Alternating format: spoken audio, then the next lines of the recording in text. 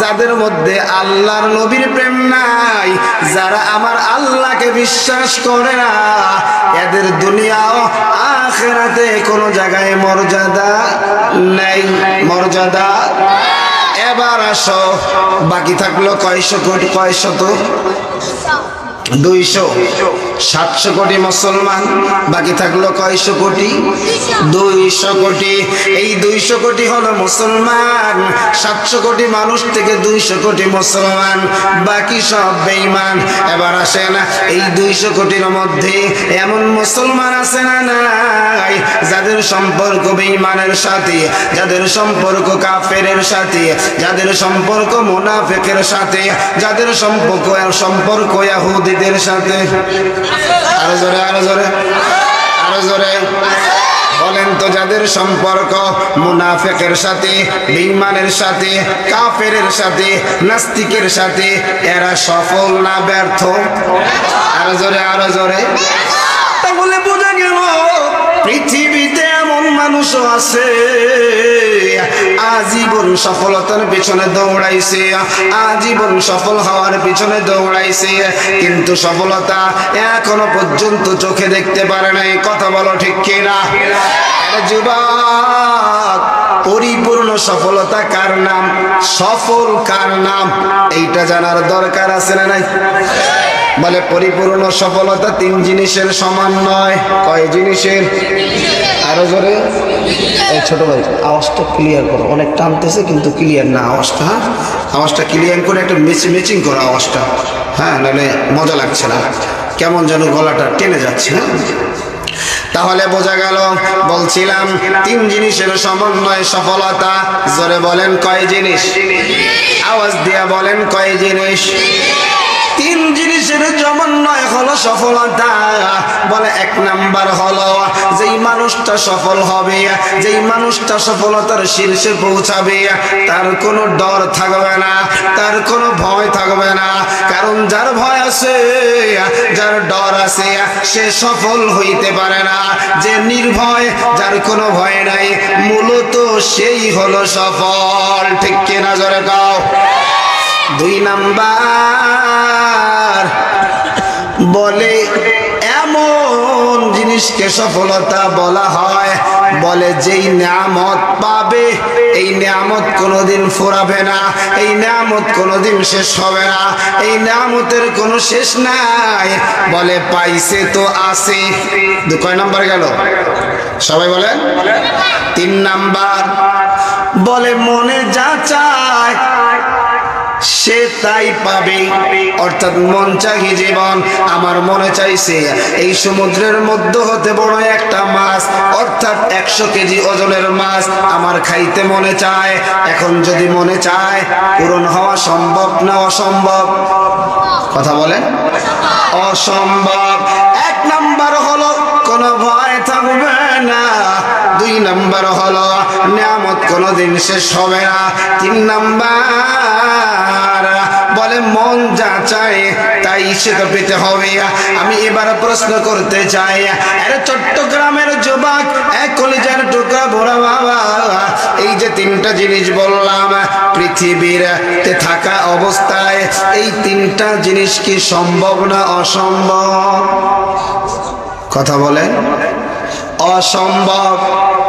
বলে 1 নাম্বার, দুনিয়াতে যারা আছে এদের ভয় আছে না নাই? যে যত পাওয়ারওয়ালা, যে যত ক্ষমতাবান, তার তত ভয়। বাংলাদেশের প্রধানমন্ত্রীর ভয়ের শেষ নাই। এই জন্য যেই জায়গায় সমাবেশ হবে, ওই জায়গায় যাওয়ার আগেই একবার র্যাব গিয়া পরীক্ষা করে, আবার আর্মি গিয়া পরীক্ষা করে, আবার কুত্তা গিয়া পরীক্ষা করে। কথা কাও ঠিক কিনা?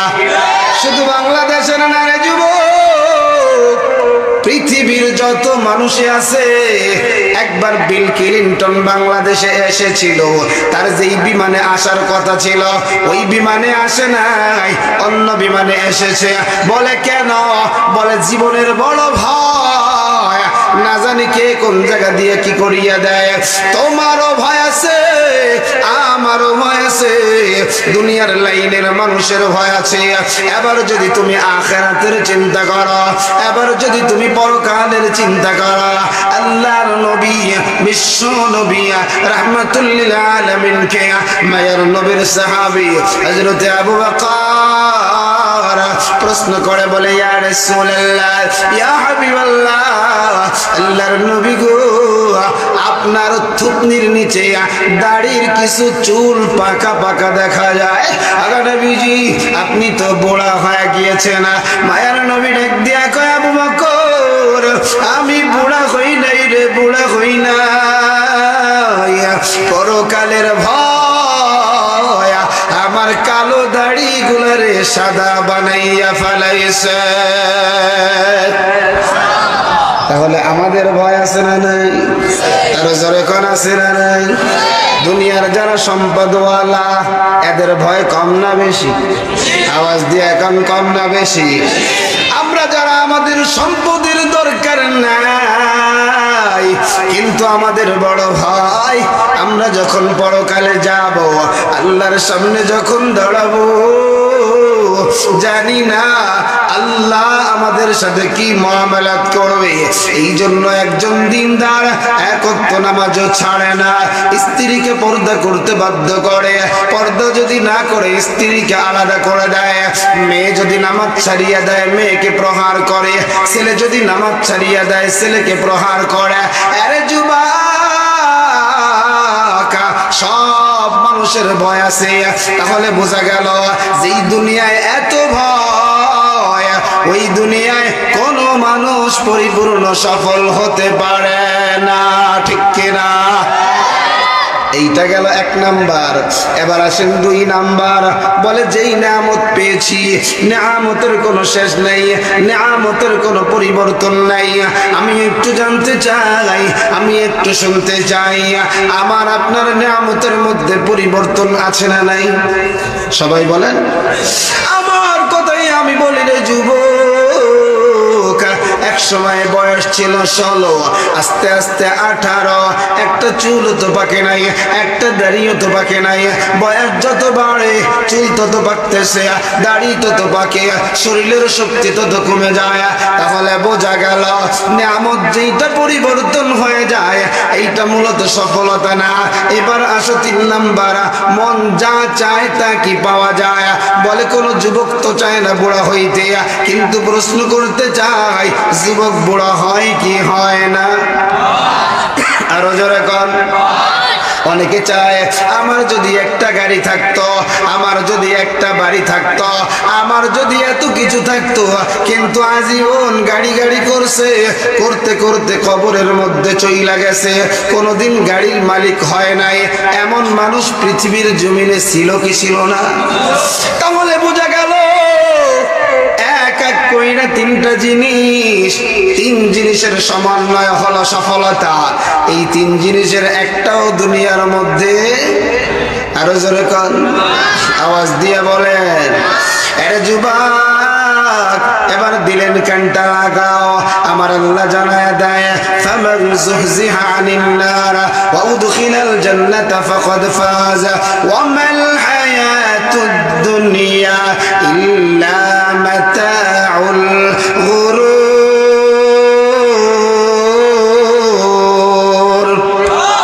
আরো জোরে, আরো জোরে।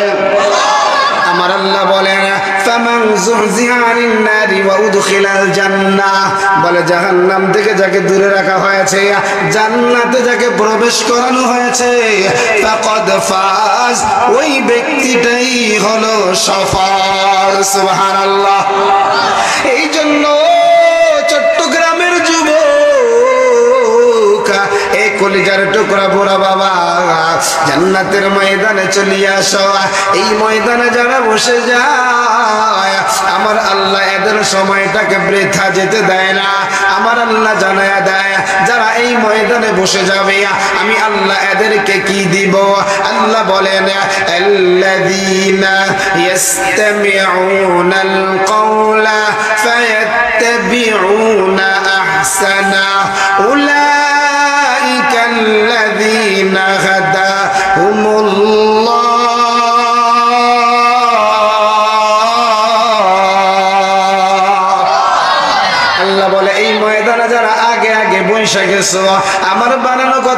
যুবক, এর নবীর উম্মতের দল আমার আল্লাহ জানাইয়া দেয় এই ময়দানে যারা বসে গেছে এদের কাজ করতে হবে দুইটা। এক নাম্বার কাজ হলো মনোযোগ দিয়ে কোরআনের বয়ান শুনতে হবে। এই কান লাগায় শুনলে হবে না, বলে দিলের কানটা লাগাইতে হবে। কারণ এই কান শোনার দ্বারা মানুষ একটু কানের সুখ পায় কিন্তু আমলে রূপান্তরিত করতে পারে না, এই জন্য দিলের কানটা লাগাইয়া দাও।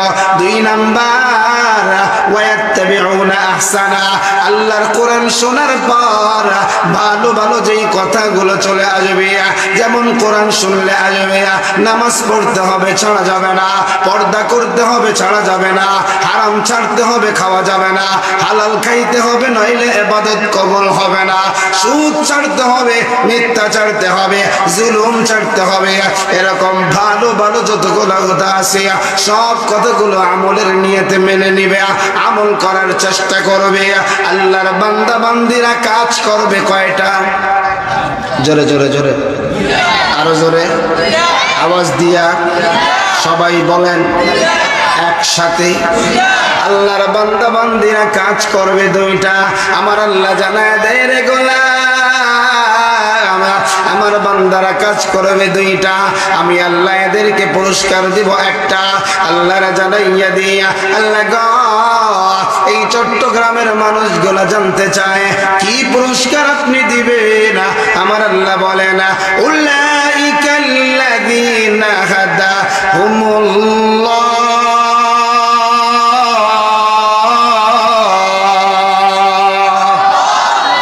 আল্লাহ বলে আমি আল্লাহ আমার এই বান্দা বান্দি গুলারে হেদায়েত দিয়ে দেব। হেদায়েতের মালিক কে? আরো জোরে আরো জোরে। হেদায়েত আর কারো হাতে আসেনি, হেদায়েত কার হাতে? চাইতে হবে কার কাছে? আমি এবার জানবার চাই, আপনাদের থেকে বুঝবার চাই, আল্লাহ যারা হেদায়েত দিয়ে দেবে ওই ব্যক্তিটা জান্নাতে যাবে না জাহান্নামে যাবে? জোরে কর, কাকা জোরে কর। সবার কথা বলতে হবে, ঠিক আছে না? ইনশাল্লাহ। আমার কথা বুঝতে কারো কষ্ট হয়, খারাপ লাগে? খারাপ লাগে? তাইলে আজকে সকলের কথা বলতে হবে, কারণ আমার আপনার জবানের মালিক কে? জোরে বলেন, আরো জোরে বলেন। আল্লাহ জানাইয়া দেয় ওয়ালিসানা ওয়া শাফাতাইন ওয়া হাদাইনাহুম নাজদাইন। আল্লাহ বলে জবানের মালিক আমি আল্লাহ। এরা যুবক, আল্লাহ বলতেছে আমি আল্লাহ তোমারে জবান দিলাম, আমি আল্লাহ তোমারে ঠোঁট দিলাম, সুতরাং খরচ করব কার জন্য? আরো জোরে আরো জোরে। আল্লাহর দেওয়া জিনিস আল্লাহর রাস্তায় খরচ করলে লাভ আছে না লস আছে? সবাই বলেন। আল্লাহ পাক আল্লাহর নবী দাউদ আলাইহিস সালামকে বলে এরে দাউদ আমি আল্লাহর কৃতজ্ঞতা আদায় করো, আমি আল্লাহর শুকরিয়া আদায় করো। দাউদ নবী বলে আল্লাহ আমি কি দিয়ে আপনার শুকরিয়া আদায় করব? আল্লাহ বলে তোমার জবান দিয়া বলো না আলহামদুলিল্লাহ। দাউদ নবী বলে আল্লাহ এই জবানটাও তো আপনার দেওয়া। জোরে জোরে জোরে বলেন না, জবানটা কার দেওয়া? দাউদ নবী বলে আল্লাহ জবানটাই তো আপনার দেওয়া। আল্লাহ বলে দাউদ রে আমার দেওয়া জবান দিয়া বলো না আলহামদুলিল্লাহ, তাহলেই তো আমি আল্লাহর শুকরিয়া আদায় হয়ে যাবে। এজন্য জবানের মালিক কে? সবাই বলেন কে? আবার খরচও করব কার রাস্তায়? খরচ করলে লাভ আছে না লস আছে? বলে একবার সুবহানাল্লাহ বললে তো আল্লাহ জান্নাতের মধ্যে গাছ লাগায় দেয়। সুবহানাল্লাহ। আল্লাহর দেওয়া জবান দিয়ে জীবক আল্লাহর তাসবিহ জপলেও লাভ আছে না নাই? আরো জোরে বলেন আছে না নাই? এবার আসে না, তাহলে আমরা বুঝাইতে পারলাম আল্লাহ যদি হেদায়েত দিয়ে দেয় ওই লোকটা যাবে জান্নাতে না জাহান্নামে? সুতরাং জান্নাতে যাইতে যাও কারা? হাতটা আল্লাহকে দেখে দাও না তারা। একটু লাড়া দেন। মাশাআল্লাহ মাশাআল্লাহ। আল্লাহ তুমি হাতগুলো কবুল করেন, জোরে বলেন আমিন। এর বুড়া বাবা, আল্লাহ জান্নাতের মধ্যে আমাকে আপনাকে একটা বাড়ি দিবে, আল্লাহ পাক আমাকে আপনাকে একটা ঘর দিবে। ওই ঘরটা কতটুকু হবে রে যুবকা, ওই বাড়িটা কতটুকু হবে রে যুবকা? মায়ের নবী আমার জানাইয়া দেয়, সর্বনিম্ন যাকে জান্নাত দেওয়া হবে এই দুনিয়ার 10 দুনিয়ার সমান একটা জান্নাত দেওয়া হবে। সুবহানাল্লাহ, আরো জোরে কর। ওরে আল্লাহ, কেউ যদি কইতো যে তোরে 50,000 টাকা দেবো, ও সুবহানাল্লাহর গুত হয় এলাকায় থা যাইতো না। কথা কন ঠিক কিনা? কারণ মাঝে মাঝে আমরা দেখি 200 টাকা আর 500 টাকা সাউদি বেহা বেহা হইয়া কয়। কথা কন, কয়শো টাকা? 300 টাকা, 500 টাকা, কয়শো টাকা?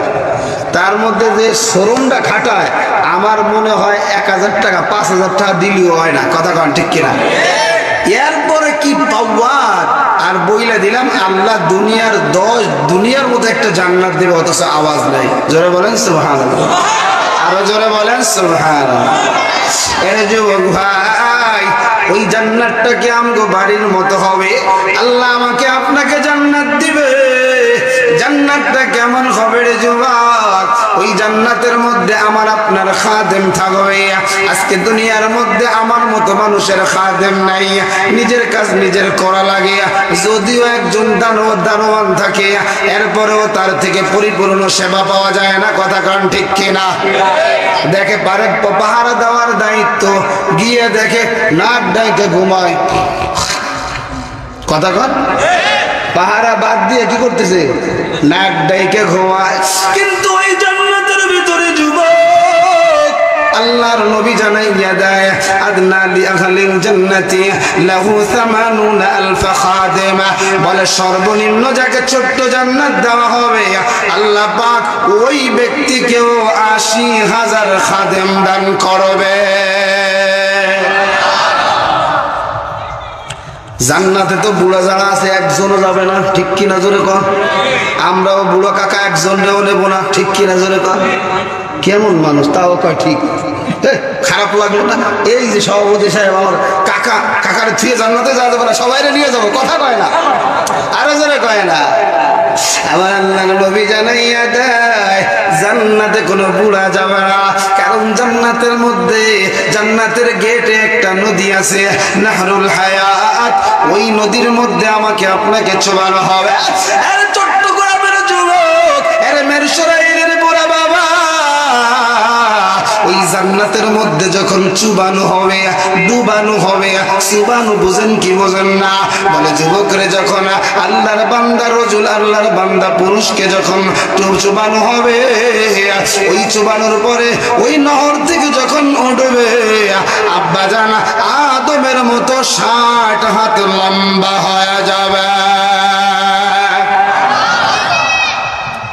সুবহানাল্লাহ, আর একটু জোরে কর না।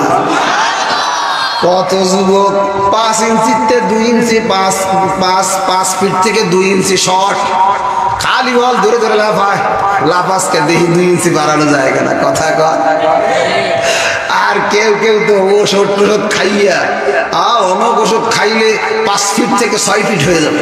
আছে না নাই? আল্লাহ আপনারা বানাইছে কয় ফিট? কথা কন না।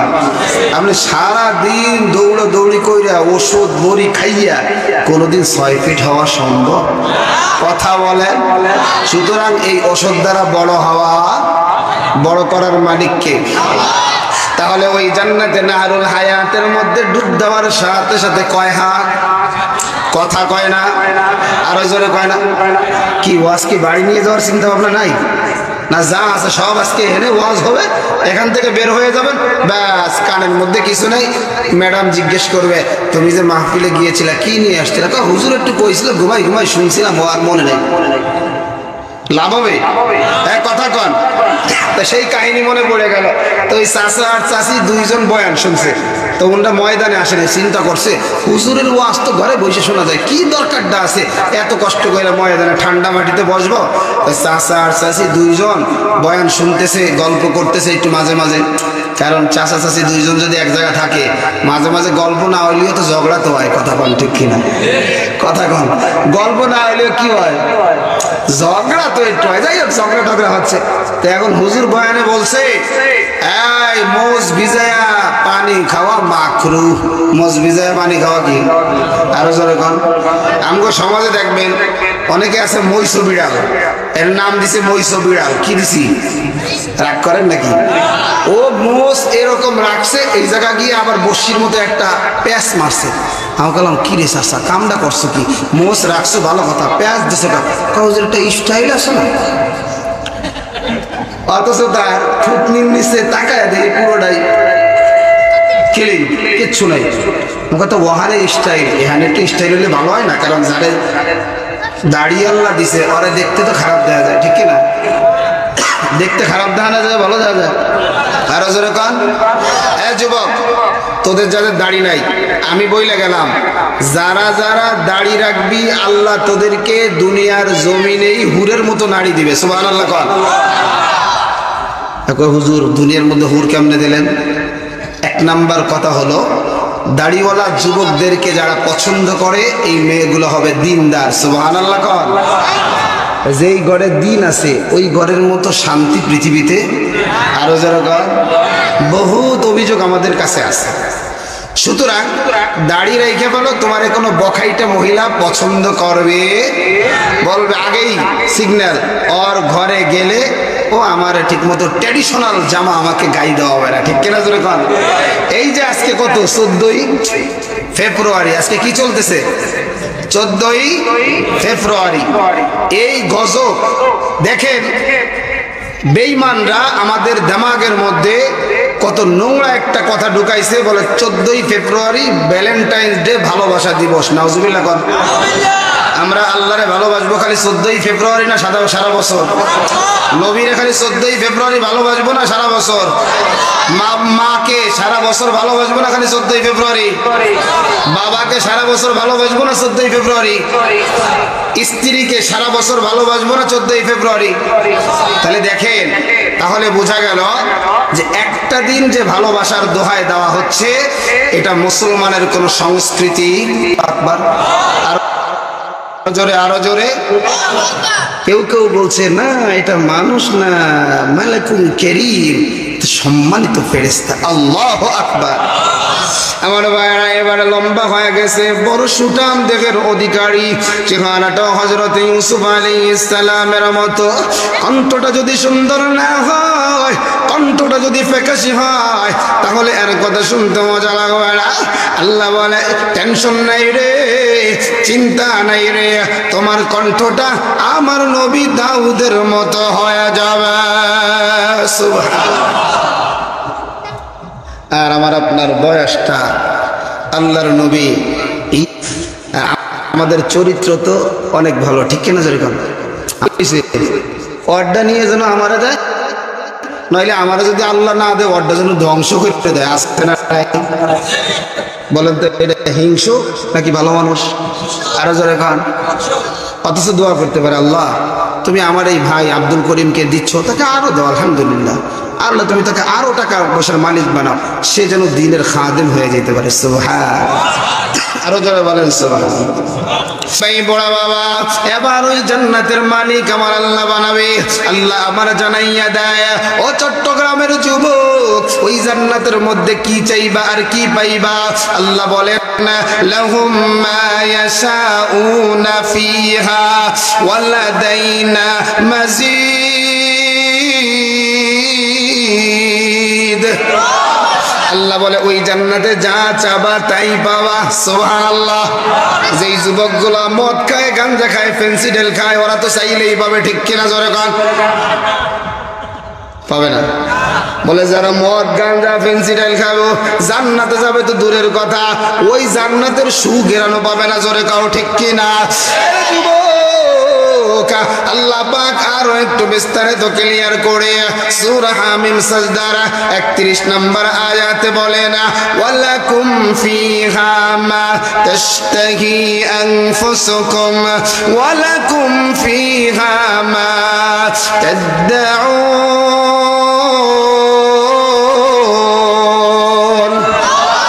আল্লাহ বলে ওই জান্নাতের মধ্যে যা চাওয়া তাই পাওয়া। আল্লাহ রে, আমরা তো জান্নাতের মালিক হব, আমরা তো জান্নাতে যাব। এবার তোমার কাছে প্রশ্ন, এবার আপনার কাছে জানতে চাই, আমরা হয়ে যাব জান্নাতের মেহমান, কারণ ওই জান্নাতে তো কোনো ভয় নাই। আল্লাহ আমার জানায় দেয়, ইয়া ইবাদি লা খাউফুন আলাইকুমুল ইয়াওমা ওয়ালা আনতুম তাহজানুন উদখুলুহা বিসালামিন আমিনিন ইন্নাল্লাযীনা আমানু ওয়া আমিলুস সালিহাতি কানাত লাহুম জান্নাতুল ফিরদাউসি নুজুলা।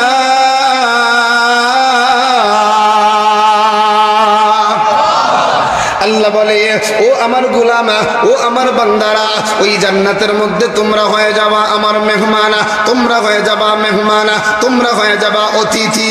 আল্লাহ এই চট্টগ্রামের মানুষগুলো জানতে চায়, আমরা যদি মেহমান হই আমাদের মেজবান কে হবে? আল্লাহ আমার জানাইয়া দেয়, নুজুলাম মিন গফুরির রহিম।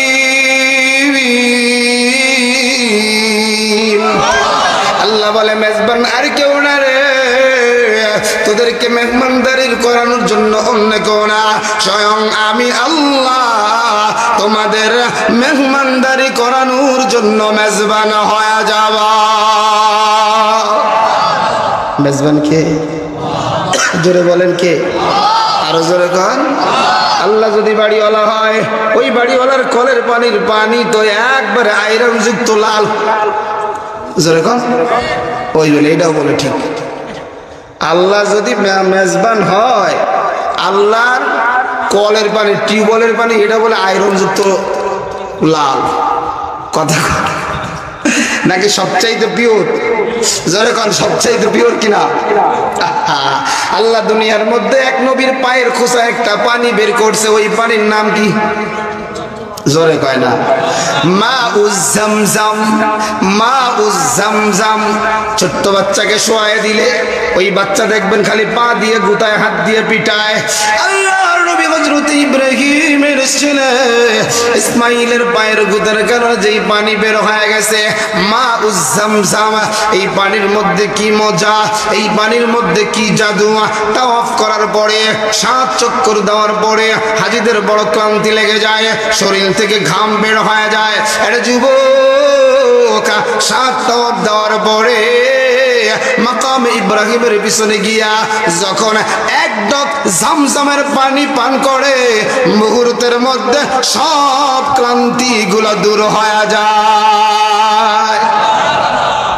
দুনিয়ার মধ্যে এই পানি যদি এত অ্যাকশন হয়, আল্লাহ জান্নাতে যেই পানি খাওয়াবে, ওই পানির সমস্যা তো থাকবে তো দূরের কথা। এর যুবক ভাই, কিয়ামতের ময়দানে, হাসরের ময়দানে একটা পানি কিন্তু খাওয়ানো হবে। ওই পানির নাম কোন? কাউসারের পানি। জোরে কন, জোরে কন। কইয়া দিছি তাও কয় না, জোরে কন। হাউজে কাউসারের পানি। হাউজে কাউসারের মালিক আমার আল্লাহ, আমার নবীরে বানাইছে। ইন্না আ'তাইনাকাল কাউসার। আগে নবীজি, আমি আপনাকে কাউসার দান করেছি। এর পিছনে বিশাল একটা ইতিহাস আছে, কেন দান করেছে আমি ওই দিকে আলোচনায় যাইতে পারবো না, আমার হাতে সময় বড় অল্প। এর যুবক, এতটুকু বুঝিয়া না, ওই হাউজে কাউসারের পানিটা কেমন হবে? বলে, হাউজে কাউসারের পানিটা দুধের চাইতেও সাদা। হাউজে কাউসারের পানিটা কেমন হবে? বলে, মিশকে আম্বারের চাইতেও ঘ্রাণ বেশি। হাউজে কাউসারের পানিটা কেমন হবে? বলে, মধুর চাইতেও সুস্বাদু। একবার আল্লাহর যেই বান্দা বান্দিয়া হাসরের ময়দানে একটা বার পান করবে, 50,000 বছরের মধ্যে একটা সেকেন্ডের জন্য পিপাসারত হবে না। ওই জান্নাত আমার আল্লাহ দান করবে রে যুবক। জান্নাতে আমরা হব মেহমান, আল্লাহ হয়ে যাবে মেজবান। এবার প্রশ্ন করতে চাই, এই জান্নাত মরার আগে না পরে?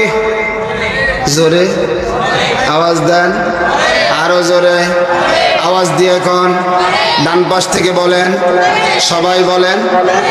অনেকে কয়, হুজুর যতই গুতাও কাজ হবে না, জবান বাড়ি। ম্যাডাম কইছে মাহফিলে গিয়ে কথা কইলেই রাতে খাবার বন্ধ, ঠিক কিনা? কইছে আমগো চাচি বা যুবক ভাই আমগো বাবি তোদেরকে কইছে যে মাহফিলে গিয়ে যদি কথা কও তাইলে তোমার খানা বন্ধ বলছে? কোন যুবক ভাই বাবি কইছে ওই ম্যাডাম রে আমি নোবেল পুরস্কার দেবো? কেডা দি কয় নাই তো? হ্যাঁ কয় নাই।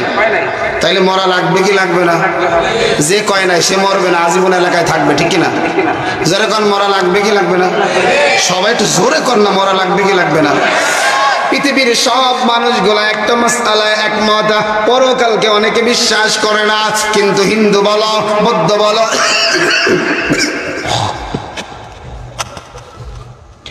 খ্রিস্টান বলো সব মানুষগুলা একটা মাসআলায় একমত, মরা। আরো জোরে কোন মরা, আওয়াজ দিয়ে কোন মরা, সবাই বলেন মরা। মরা কিন্তু তোমারও লাগবে আমারও লাগবে। দেখি মরবই যেহেতু, কারা কারা শাহাদাতের মরণ চাও হাত দুটো আল্লাহকে দেখায় দাও, একটু লারা দাও লারা দাও। নারায়ে তাকবীর, নারায়ে তাকবীর। আলেম ওলামা যেখানে, কোরআন হাদিস যেখানে, সুদ ঘুষ যেখানে, আলেম ওলামা যেখানে, নারায়ে তাকবীর। যদি জীবনটা বিলাতে চাও, যদি রক্ত ঝরাতে চাও, যদি জীবনটা বিলাতে চাও, যদি রক্ত ঝরাতে চাও, দিনের পথে খুদার রাহে, দিনের পথে খুদার রাহে জীবনটা বিলিয়ে দাও। যদি জীবনটা বিলাতে চাও, যদি রক্ত ঝরাতে চাও, ঠিক কিনা? আরো জোরে বলেন ঠিক কিনা? এই মৃত্যুর নাম হয় রে শহীদ, বাঁচলে হয় গাজী, এ পথে মরলে মহান প্রভু আল্লাহ থাকেন রাজি, ঠিক না? এই মৃত্যুর নাম হয় রে শহীদ, বাঁচলে হয় গাজী, এ পথে চললে মহান প্রভু আল্লাহ থাকেন রাজি। এই জীবনের বিনিময়ে, এই জীবনের বিনিময়ে জান্নাত করই করে নাও। যদি জীবনটা বিলাতে চাও, যদি রক্ত ঝরাতে চাও, ঘরের কোণে বসে মরার দাম তো নাই কোনো, খানকা ছেড়ে বাইরে আসো, বাতিলকে আঘাত হানো, ঠিক না? ময়দানেতে লড়াই করে শহীদি খিতাবটা নাও। যদি জীবনটা বিলাতে চাও, যদি রক্ত ঝরাতে চাও, দিনের পথে খুদার রাহে জীবনটা বিলিয়ে দাও। যদি জীবনটা বিলাতে চাও, আল্লাহর জন্য কারা কারা জীবন দিবেন হাত দুটো দেখায় দেন। আল্লাহ হাতগুলো কবুল করেন, জোরে বলেন আমিন। এর মিরসরাইলের যুবক, এক কলিজার টুকরা বুড়া বাবা, তাহলে মরা লাগবে। আল্লাহর কাছে প্রশ্ন, আল্লাহ একটু বলো না, মরা যেহেতু লাগবে তুমি দুনিয়ায় কেন পাঠাইছো? আল্লাহ বলে টেনশন করিস না, জবাব দিয়ে দিলাম। সূরা মুমিনুনের 115 নম্বর আয়াত, আফাহাসিবতুম আন্নামা খালাকনাকুম আবাসা আবাসাও ওয়া আন্নাকুম ইলাইনা লা তুরজাউন।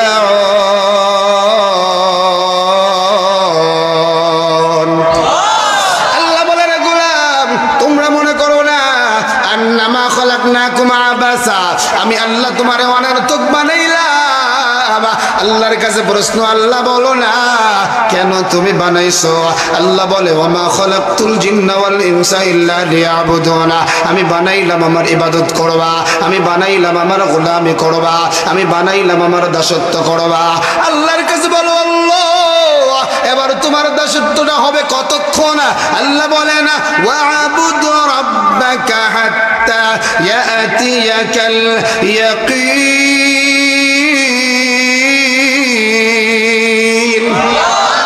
আল্লাহ বলে দেহের মধ্যে প্রাণ থাকবে যতক্ষণ, ইবাদত হবে কার ততক্ষণ?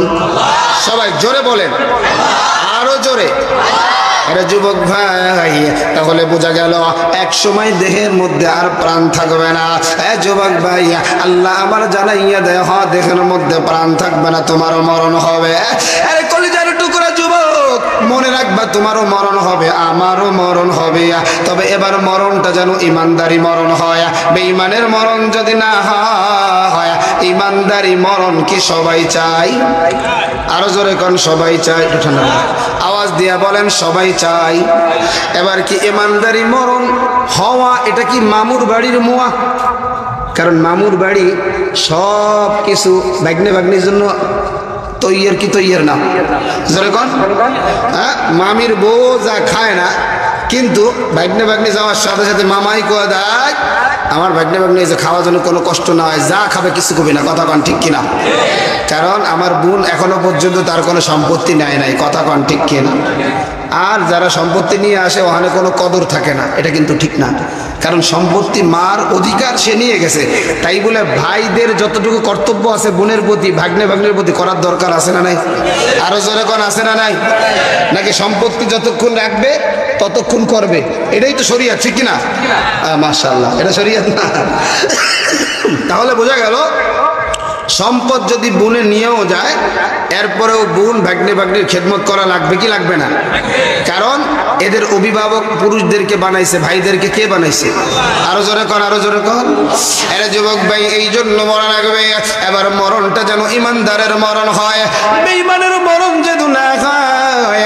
এই জন্য আপনাকে এই দুনিয়া আমল করে যাওয়া লাগবে।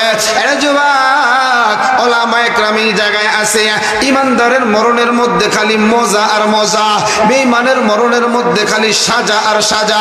বলে ইমানদার যখন মরণ হবে, ইমানদারের আত্মাকে স্বাগত জানানোর জন্য আসমানের ফেরেশতা জান্নাতি কাপড় নিয়ে হাজির হয়ে যাবে। মরণ যখন হয়ে যাবে, আজরাইল যখন প্রাণ পাখিটা বের করবে, এমন সময় প্রাণ পাখিটারে ওই রহমতের ফেরেশতাদের কাছে দিয়ে দিবে। ফেরেশতারা সাত আসমানের উপরে নিয়ে যাবে। আল্লাহ বলবে, ফেরেশতা ইমানদারের আত্মাটারে আর সাত আসমানের উপরে রাখার দরকার নেই। উক্তুবু কিতাব আবদি ফি ইল্লিয়িন, ইমানদারের আত্মাটাকে কবরের মধ্যে নিয়ে যাও আর তার আমলনামাটাকে উক্তুবু কিতাব আবদি ফি ইল্লিয়িন, ইল্লিয়িন লিখে দাও। রহমতের ফেরেশতারা ইমানদারের আত্মাটারে কবরের মধ্যে নিয়ে যাবে। আরে যুবক, ওই কবরের মধ্যে দুইজন ফেরেশতা হাজির হয়ে যাবে। ফায়াতিয়ানিহি মালাকান ফায়ুজলিসানিহি, ওই ফেরেশতাগুলা আল্লাহর বান্দা বলো, আল্লাহর বান্দি বলো, তাদেরকে বসাবে। বসানোর পরে ফায়ুসআলানিহি, এক এক কইরা তিনটা প্রশ্ন করবে। বলবে তোমার রব কে, বলবে তোমার দিন কি। আমার মায়ের নবীরে দেখাইয়া, আমার মায়ের নবীরে দেখাইয়া বলবে, বলো না রে এই লোকটাকে। ইমানদার জবাব দিয়ে দিবে রব্বি আল্লাহ, ইমানদার জবাব দিয়ে দিবে দিনিয়াল ইসলাম, ইমানদার জবাব দিয়ে দিবে হাযা নবিয়ুনা মুহাম্মাদুর রাসূলুল্লাহ, আমার আল্লাহর গায়বী আওয়াজ। আল্লাহ বলে, ফেরেশতা আর আমার ইমানদারের কষ্ট দিস না, আমার ইমানদার সত্য কথা বলেছে, সুতরাং তার দেহের মধ্যে জান্নাতি পোশাক পরায়া দাও, কবরে জান্নাতি বিছানা বিছায়া দাও। আমার তরি জান্নাতের সাথে আমার বান্দা বান্দির কবরের সাথে একটা রাস্তা করিয়া দাও। একটু জোরে কর। আর যদি বেঈমান হয়, বলে মরার সময় রহমতের ফেরেশতা একদল ফেরেশতা আসবে, তাদের কাছে থাকবে সালার চট। কি থাকবে? সালার চট, এবং সেটা বড় দুর্গন্ধ। এরা যুবক, আজরাইল দেহ থেকে প্রাণ পাখিটাকে পিটাইয়া পিটাইয়া বের করবে। এরপরে যখন তাদের কাছে দিয়ে দিবে, আল্লাহ বলবে এই বেঈমান নিমক হারাম সুদখোর জিনাকার বেনামাজিরে আমার দরবারে আনিস না। আরে যুবক ভাই, ও কলিজার টুকরা বুড়া বাবা, এমন সময় আল্লাহ বলবে উক্তুবু কিতাব আবদি ফি সিজ্জিন, এর আমল নামাটা সিজ্জিনের মধ্যে লিখে দাও, আত্মাটারে কবরের মধ্যে ফালাইয়া দাও। আত্মাটারে যখন কবরের মধ্যে দিয়ে দিবে, দুইজন ফেরেশতা আসবে, বসাবে এবং তাকে প্রশ্ন করবে একটা একটা কইরা তিনটা, বলো তোমার রব কে, বলো তোমার দিন কি, বলো এই মায়ার লোকটা কে ছিল। আল্লাহর বান্দা বলতে পারবে না রে যুবক, বলবে লা আদরি, আমি জানি না।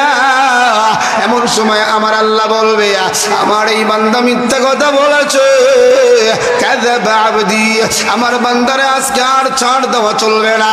আমার বান্দার দেহের মধ্যে জাহান্নামী পোশাক পরাইয়া দেওয়া, আর কবরে জাহান্নামী বিছানা বিছাইয়া দেওয়া, আর জাহান্নামের সাথে একটা রাস্তা করিয়া দেওয়া।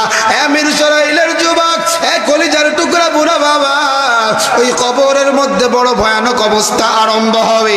মায়ের নবী আমার জানাইয়া দেয় বেঈমান বেনামাজি সুদখোর জিনাকার এদেরকে যখন কবরে রাখা হয়, ওই কবরের মধ্যে তিনটা শাস্তি আরম্ভ হয়ে যায়। বলে এক নাম্বার শাস্তি, কবরের ডান পাশের মাটি বাম দিকে চাপ দেয়, বলে চাপ দিয়ে একটা পাঁজরের হাড্ডি আরেকটা পাঁজরের হাড্ডির মধ্যে ঢুকাইয়া দেয়। দুই নাম্বার শাস্তি, ওই কবরের মধ্যে 70 থেকে 99টা সাপ ঢুকাইয়া দেওয়া হবে। এ কলিজার টুকরা যুবক, বলে সাপগুলা কেমন জানোনি? ওই সাপগুলার চোখগুলা হবে আগুনের তৈরি, হাতের নখগুলো হবে লোহার। এ কলিজার টুকরা বুড়া বাবা, এর মায়ের নবীর উম্মতের দল, এলাকার মধ্যে একটা সাপ যদি ফসকইরা ওঠে, ফনা মেলে ওঠে, তাহলে কত ভয়। কিন্তু ওই কবরে সাপ তোমারে আমারে কামড়াবে, তোমার আমার গুনাহের কারণে, তোমার আমার অপরাধের কারণে। চিল্লাইলেও কেউ নাজাত দিতে পারবে না, চেঁচামেচি করলেও কোনো কুল কিনারা থাকবে না। এই জন্য ওই দিন যেন আসার আগে আগে নিজের আমলটাকে ঠিক করো। 3 নাম্বার, বেঈমান বেনামাজি সুদখোর জিনাকার এদের কবরের মধ্যে আগুন জ্বালাইয়া দেওয়া হবে। আরে মিরসরাইলের যুবক, এ কলিজার টুকরা বুড়া বাবা, জান্নাতে কে না যাইতে চায়? ওই জান্নাতে যাইতে হইলে তোমাকে 2টা কর্মসূচি আজকে আমি দিয়ে যাব।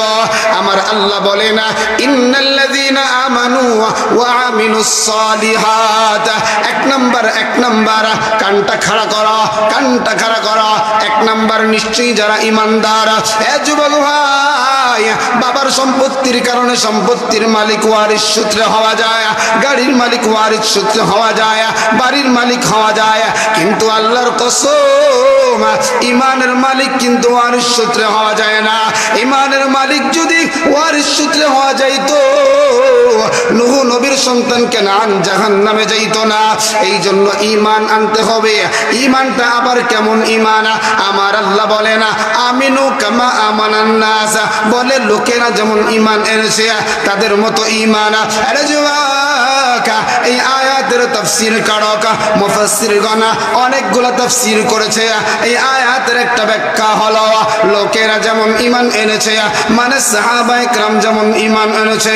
আল্লাহর নবীর সাহাবায়ে কেরামের ঈমানটা কত মজবুত। আল্লাহর নবীর একজন সাহাবা ছিল যার নাম হলো আব্দুল্লাহ ইবনে আব্দুল্লাহ যুল বাজদাইন। আরে যুবক, আব্দুল্লাহ এমন একটা সন্তান যার দুনিয়ার জমিনে বাবা নাই। আব্দুল্লাহর ছোট রেখা বাবাটা দুনিয়ার জমিন থেকে বিদায় হয়ে গেছে, মা তার চাচার সাথে বিবাহ বন্ধনে আবদ্ধ হয়ে গেছে। এবার আব্দুল্লাহ চাচার তত্ত্বাবধানে লালিত পালিত হয়, কিন্তু আমার মায়ের নবীর কথা শুই না আব্দুল্লাহর দিলটা বড় নরম। আমার আব্দুল্লাহ যখন শুনছে এই বিশ্ব নবীর অনেক যুবকেরা নাকি পাথর মাইরা মাইরা কষ্ট দেয়, আব্দুল্লাহর আরো বেশি কষ্ট লাগছে। আব্দুল্লাহ কালিমা পয়রা মুসলমান হয়ে গেছে। আরে যুবক ভাই, নামাজের যখন সময় হয় আব্দুল্লাহ আর নিজেকে স্থির রাখতে পারে না, কারণ কালিমা পয়রা যখন মুসলমান হয়ে গেছে, কালিমা পড়ার সাথে সাথে 5 ওয়াক্ত নামাজ যিনি ফরজ করে দেন তিনি কে? আরো জোরে আওয়াজ দিয়ে বলেন।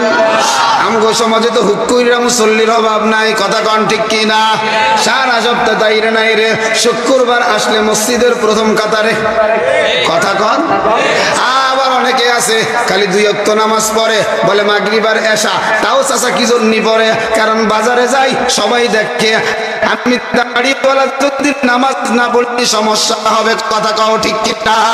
এরা যুবক ভাই, এক কলিজার টুকরা বোনা বাবা আব্দুল্লাহ জুলবাজদাইন কালিমা পড়ে মুসলমান হয়ে যাওয়ার পর এবার সে যখন নামাজ পড়ে, লুকায় লুকায় নামাজ পড়ে, কিন্তু তার ওই চাচা হঠাৎ করে দেখে ফেলেছে আব্দুল্লাহ জুলবাজদাইন নামাজে দাঁড়াইয়া গেছে। এবার ডাক দিয়া বলে, এদিকে আসো। বলে, তুমি কি করলা? বলে, নামাজ পড়লাম। বলে, নামাজ আবার কি জিনিস? বলে, আল্লাহকে সাজদা দিলাম। বলে, তুমি কার দরবারে গেছো? বলে, আমি মুহাম্মাদের দরবারে গেছি। আব্দুল্লাহ জুলবাজদাইন রে তার চাচা ডাক দিয়া বলে, যাও মুহাম্মাদের দরবারে গিয়ে কালিমাটা ফিরায় দাও। যদি কালিমাটা না ফিরাইয়া দাও, আমার এই বাড়িতে তোমার জায়গা হবে না। এমন সময় আব্দুল্লাহ জুলবাজদাইন ডাক দিয়া বলে, চাচা রে, প্রয়োজন যদি হয় বাড়ি ছাড়বা, প্রয়োজন যদি হয় ঘর ছাড়বো, কিন্তু একটা সেকেন্ডের জন্য দেহের ভিতর থেকে ঈমানকে ছাড়তে পারবো না। এরে কলিজার টুকরা যুবক, এমন সময় চাচা বলল, তাহলে তোমার পোশাকগুলো খুলে দাও। বলে, পোশাক খুলতে খুলতে বলে, তোমার নিচের লুঙ্গিটাও খুলে দাও। চাচার চিন্তা ছিল, মনে হয় লুঙ্গিটা খুলে দিলে উলঙ্গ হয়ে যাবে, উলঙ্গের ভয় বাতিজা মনে হয় বাড়ি থেকে বের হবে না, কালিমা মনে হয় ছেড়ে দিবে। এমন সময় লুঙ্গিটা খুলে দিল, জামাটা খুলে দিল। আর চাচারা ডাক দিয়ে, আমার চাচা কানটা খুলে শোনে না, প্রয়োজন যদি হয় ইজ্জত হারা হতে পারি, প্রয়োজন যদি হয় সর্বহারা হতে পারি রে, এরপরেও একটা সেকেন্ডের জন্য ঈমান হারা হব না। এরে যুবক ভাই, সন্তানের পরনে কোনো কাপড় নাই, আব্দুল্লাহ জুলবাজদাইনের পরনে কোনো কাপড় নাই। একটু চিন্তা করো, একটু গবেষণা করো রে, নবীর সাহাবীরা দ্বীনের জন্য কি পরিমাণ কষ্ট করেছে। এমন সময় চিন্তা করলো, উলঙ্গ শরীরটা নিয়ে আমি কেমনে নবীর দরবারে যাওয়া, কেমনে আমি বাড়ি থেকে বের হওয়া? মায়ের দরবারে যাইয়া কাওয়া, ছোট্টবেলা থেকে আপনি আমারে অনেক লালন পালন করেছেন, সব খারাপি থেকে আমাকে হেফাজত করেছেন। মারে, আমার দিকে আপনি তাকাইয়েন না। আজকে আপনার এই কলিজার টুকরা সন্তানের পরনে কাপড়, আপনার সন্তানের পরনে কাপড় নেই, মারে আপনি তাকাইয়েন না। মারে, একটা ছোট্ট কাট্ট একটা কাপড় আসেনি, ওই কাপড়টা আমার দিয়ে দেন। এমন সময় মা সামান্য একটা কাপড় দিয়ে দেয়। আব্দুল্লাহ জুলবাজদাইন ওই কাপড়টা দিয়া হালকা করে নিজের শত্রুটা ঢাইকা শীতের মধ্যে কাঁপতে কাঁপতে আমার মায়ের নবীর দরবারে হাজির। আমার মায়ের নবীর বাড়িতে গিয়া আমার মায়ের নবীর দরজার সামনে দাঁড়াইয়া রইছে। আমার মায়ের নবীর দরজায় আঘাত করে না, আমার মায়ের নবী নাকি কষ্ট পাইতে পারে। হঠাৎ করে আমার মায়ের নবী তাকাইয়া দেখে শীতের মধ্যে কনকনা শীত, শীতের মধ্যে কে দাঁড়াইয়া রয়েছে। আল্লাহর নবী বলে, কে রে তুমি, কি তোমার পরিচয়? এবার সাহাবী ডাক দিয়া বলে, আগা নবীজি আমার নাম হলো আব্দুল্লাহ। আল্লাহর নবী ডাক দিয়া বলে, কোন আব্দুল্লাহ রে? বলে, নবী গো আমার নাম ছিল আব্দুল উজ্জা, আপনি মুসলমান বানাইয়া নাম রাখছেন আব্দুল্লাহ। এ আব্দুল্লাহ, তুমি না অনেক ধনী, তোমার চাচা না অনেক ধনী, কিন্তু তোমার পরনে কেন কাপড় নাই কেন? আব্দুল্লাহ ডাক দিয়া বলে, নবী গো আমার চাচা যখন জানতে পেরেছে আমি আপনার দরবারে এসে কালিমা পড়ে মুসলমান হয়ে গেছি, আমার শরীরের সব কাপড়গুলো রেখে দিছে গো নবী। আমি আমার চাচারে বলেছি, আরে চাচা প্রয়োজন যদি হয় সম্পদ নিয়ে যেতে পারো, কাপড়টা খুলে রাখতে পারো, সর্বহারা হইতে পারি, এরপরও একটা সেকেন্ডের জন্য খালি বা ছাড়বো না। আবার নবী দুইটা হাত প্রশস্ত করিয়া ডাক দিয়া কয় আব্দুল্লাহ রে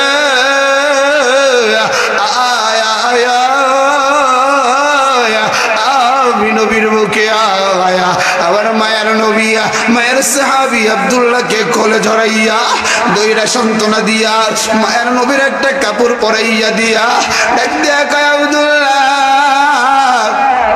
তোমার জন্য আল্লাহর কাছে দোয়া কইরা দিলাম আল্লাহ তোমার সব দুশমন থেকে যেন হেফাজত করে। আল্লাহর নবীর সাহাবী আব্দুল্লাহ ডাক দিয়ে কয় নবী গো কেমন একটা দোয়া আপনি করলেন, আমি তো এই দোয়া চাই না, আমি চাই আল্লাহর রাস্তায় শাহাদাত বরণ করব, আমার নাকটা কাটা থাকবে, আমার কানগুলো কাটা থাকবে, আমার শরীরটা ক্ষত বিক্ষত থাকবে, কিয়ামতের ময়দানে আল্লাহর দরবারে উঠবো আর বলবো আল্লাহ জোরে জোরে আল্লাহ আল্লাহ আমার কোনো আমল নাই কিন্তু আপনার জমিনে ইসলাম কায়েম করার জন্য আমার নাকগুলা কেটেছি, আমি যুদ্ধের ময়দানে জিহাদ করেছি।